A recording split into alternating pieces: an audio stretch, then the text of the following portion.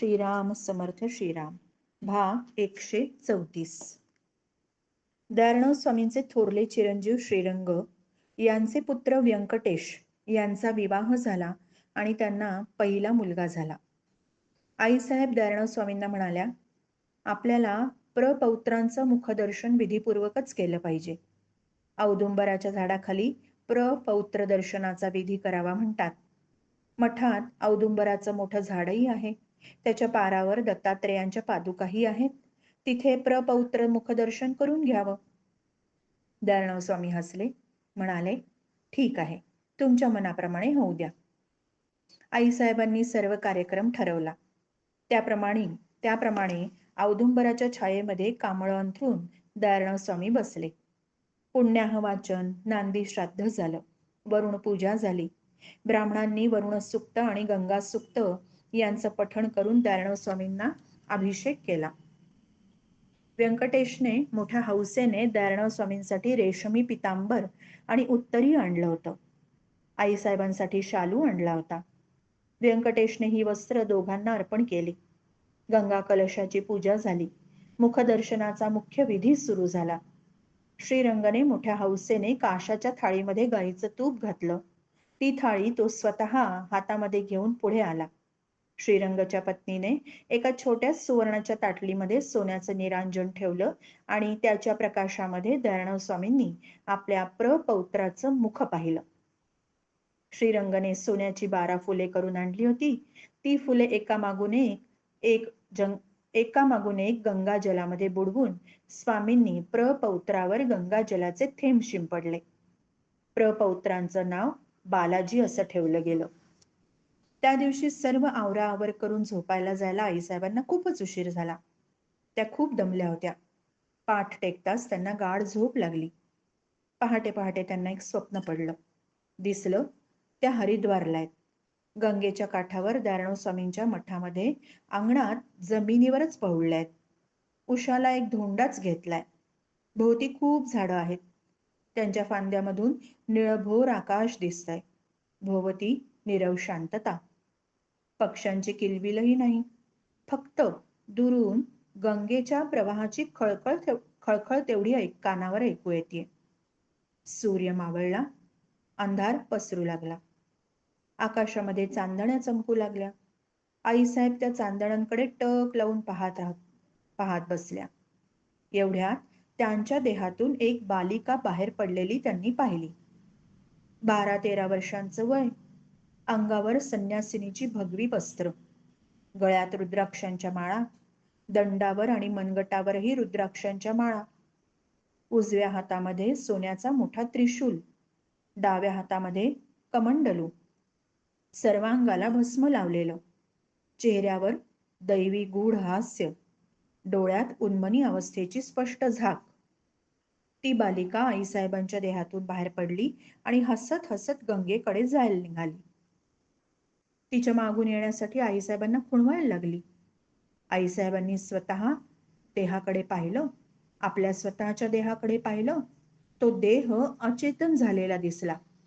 त्या अचेतन देहाकडे पाहत पाहत चेहऱ्यावर गूढ हास्य प्रकट करत ती बालिका गंगेच्या काठावर गेली आणि जय गंगा मैया अशी मोठ्याने आरोळी ठोकून तिने गंगेमध्ये उडी घेतली. पाहता पाहता ती गंगेच्या प्रवाहात दिसेनाशी झाली. गंगेचा प्रवाह तसाच पुढे वाहत राहिला. पुन्हा एक वार सारं शांत झालं. जणू काही घडलंच नव्हतं. आईसाहेब जाग्या झाल्या. पाहतात तो त्या पैठणच्या मठातच होत्या. बाहेर पहाट झाली होती आणि आईसाहेब तशाच पडून राहिल्या होत्या. या स्वप्नाचा अर्थ काय असेल, हा एकच विचार त्यांच्या मनामध्ये होता. आईसाहेबांनी हे स्वप्न दयाळराव स्वामींना सांगितलं. दयाळराव स्वामी गंभीर झाले. ते काही नाही बोलले. दयाळराव स्वामी जाणून होते, जगाच्या दृष्टीने आईसाहेब संसारी गृहिणी म्हणून वावरताना दिसत असल्या तरी त्यांचं मन एखाद्या बालिकेप्रमाणे निर्मळ आहे. संन्यासिनीप्रमाणे विरक्त आहे. अनेक जन्मांचं सुकृत असलं म्हणजे असं विरक्त मन लाभत असतं. त्याच पूर्वसुकृतामुळे आईसाहेब दयाळराव स्वामींच्या सहधर्मचारिणी झाल्या होत्या. लौकिक दृष्ट्या त्यांनी टापटिपीने आणि नीटनेटकेपणाने संसार केलेला दिसत होता, पण तरीही मनाने त्या अलिप्त वृत्तीने संन्यस्त जीवन जगत होत्या. साधू वृत्तीचं पवित्र जीवन जगत होत्या. हे स्वप्न सूचक आहे. आपलं जीवन आता संपत आलंय याची जाणीव आईसाहेबांना झाली आणि त्या अंतर्मुख झाल्या. आईसाहेबांची तब्येत आता बरी राहीनाशी झाली. अंगावर आणि हातापायांवर सूज दिसायला लागली. घरगुती औषधं घेऊन काही फरक पडेना. तेव्हा उत्तम श्लोक गंगाधर वैद्यांना घेऊन आले. त्यांनी तपासून पाहिलं. जलोदराचा विकार आहे. औषध पाठवून देतो, पण पथ्य फार कडक आहे. पाण्याचा एक थेंबही घ्यायचा नाही. उन्हाळ्याचे दिवस आहेत म्हणून विचारतो, जमेल ना? आईसाहेब काहीच बोलल्या नाही. त्या नुसत्या हसल्या. दयाळराव स्वामी गंगाधर वैद्यांना म्हणाले, आईसाहेबांना काय अशक्य आहे? त्यांचा देह त्यांच्या मनाच्या स्वाधीन आहे. मनानं बंधन घालून घेतलं म्हणजे घेतलं. मन सांगेल तसं त्यांचं शरीर वागेल. मनानं नाही म्हटलं म्हणजे नाही. शरीर कितीही तहानलं तरी त्या पाण्याचा थेंबही घ्यायचा नाही. कुणी जबरदस्तीने पाणी तोंडात घातलं तरी ते घशाखाली उतरणार नाही. गंगाधर स्वामी पाहतच राहिले. त्यांच्या मनात विचार आला, खरंच असं असतं? असं असू शकेल? पण औषध सुरू झाल्यावर आईसाहेबांनी पाण्याचा थेंबही घेतला नाही.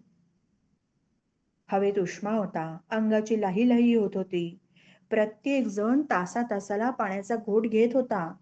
आईसाहेबांनीही एरवी अनेक वेळा पाणी घेतलं असतं, पण औषध सुरू झाल्यापासून त्यांनी पाण्याला स्पर्शही केला नाही. कंबुकंठने हळूवार स्वरात त्यांना विचारलं, आईसाहेब, कसं हो जमलं तुम्हाला हे? आईसाहेब म्हणाल्या, एकदा बंधन स्वीकारलं ना म्हणजे स्वीकारलं. आता तोंडात पाण्याचा थेंब कुणी जबरदस्तीने घातला तरी तो घशाखाली जायचा नाही रे. देह ही मनाची खोड असते. मन ठरवेल तसं देह वागणारच. आपण खंबीर राहायचं म्हणजे सगळं होतं. पण एवढं पथ्य पाणी सांभाळून औषधाला गुण येत नव्हता. हातापायाची सूज ओसरत नव्हती. रुक्मिणी सेवेला रात्रंदिवस आईसाहेबांच्या जवळ बसून होती. दयाळराव स्वामी स्वतः लक्ष देऊन होते, पण औषध वेळेवर देऊनही, पथ्य व्यवस्थित सांभाळूनही गुण काही येईना. उलट काही दिवसातच रोगाने उग्र रूप धारण केलं.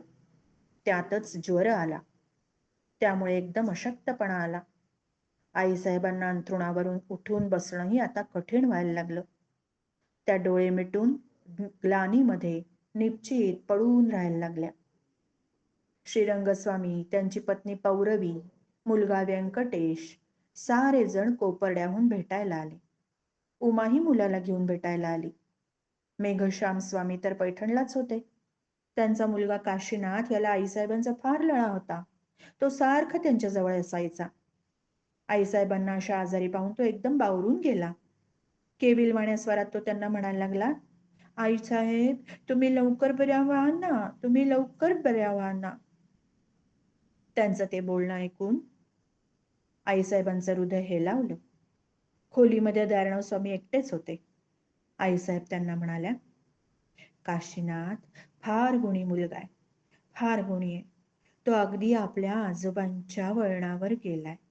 त्याचे गुण पाहिले म्हणजे वाटतं तो पुढे खूप मोठा महात्मा होणार, मोठा होणार.